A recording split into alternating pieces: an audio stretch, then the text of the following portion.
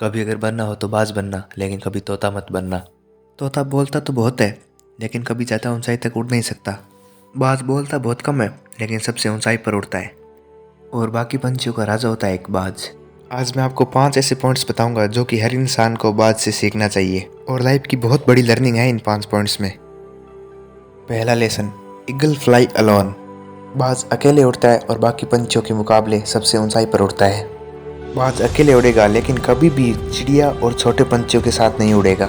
बाज हमेशा बाज के साथ उड़ता है या फिर अकेला उड़ता है, और इससे हमें यह सीख मिलती है कि छोटी सोच वाले लोगों से हमेशा दूर रहे और अकेले रहो, क्योंकि यही वो समय है जिसमें खुद को जानने का असली मौका मिलता है।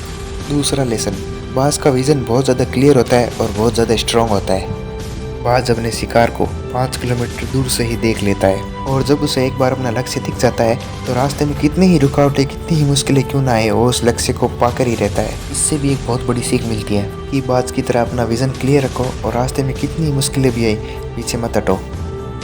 तीसरा लेसन, बाज कभी भी मरा हुआ शिकार नहीं करता, वह हमेशा जिंदा शिकार करता है। तो इससे हमें ये सीख मिलती है कि हमारा पास्ट मर चुका है, तो हमारे मरे हुए सड़े हुए पास्ट के थॉट्स पर ध्यान मत दो और हमारी आने वाली ताज़ी फ्रेश ज़िंदगी पर ध्यान लगाओ। आपके पास्ट की पुरानी यादें जो आपको तंग करती है, उन्हें वही रहने दो जो उनकी जगह है।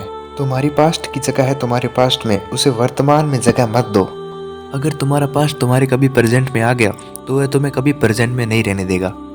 पास्ट में तुम्हारे साथ कितना भी बुरा क्यों ना हो, वह सब यादें, वह सब थॉट्स तुम्हारे लिए मर चुके हैं, और उस बाज की तरह बनो जो कभी भी मरी हुई चीज़ों को नहीं खाता।